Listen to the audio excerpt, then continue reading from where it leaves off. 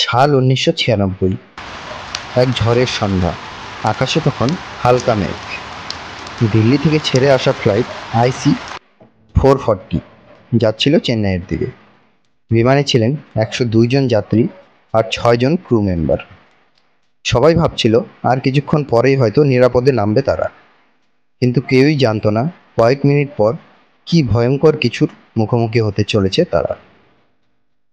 নমস্কার বন্ধুরা, আমি সুখদেব। আপনারা দেখছেন অজানা দেশের না জানা কিছু কথা।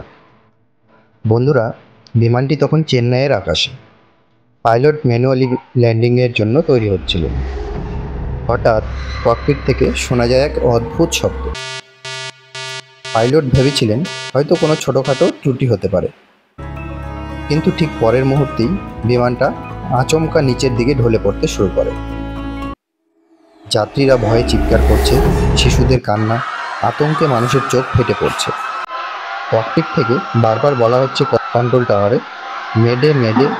অর্থাৎ এই মেডে শব্দটির অর্থ হলো আমরা নিয়ন্ত্রণ হারাচ্ছি। মাত্র কয়েক সেকেন্ডের মধ্যে ভয়ঙ্কর এক বিস্ফোরণ। বিমানটি চেন্নাইয়ের একটি খোলা মাঠে আছড়ে পড়ে।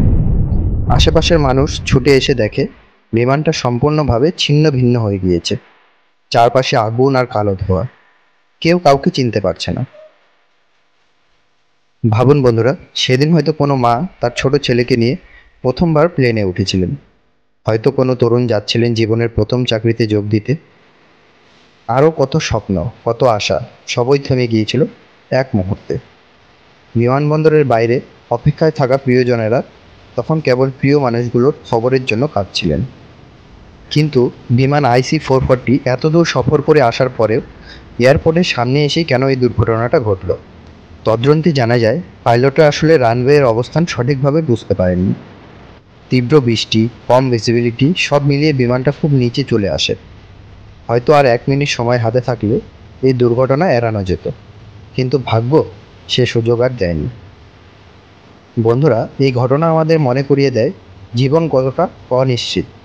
আমরা ভাবি কাল আবার দেখা হবে, আবার কথা হবে, কিন্তু কে জানে হয়তো এটাই শেষ বিদায়।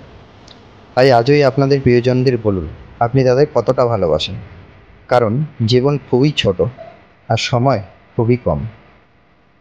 তাই বন্ধুরা, যদি এই ভিডিওটি আপনাদের হৃদয়ে স্পর্শ করে তাহলে একটা লাইক অবশ্যই করে দেবেন, আর আপনার অনুভূতি আমাদেরকে জানাতে ভুলবেন না। আর এমন আরও সত্য গল্প পেতে চ্যানেলটি সাবস্ক্রাইব করতে ভুলবেন না। সবাই ভালো থাকুন, নিরাপদে থাকুন। ধন্যবাদ।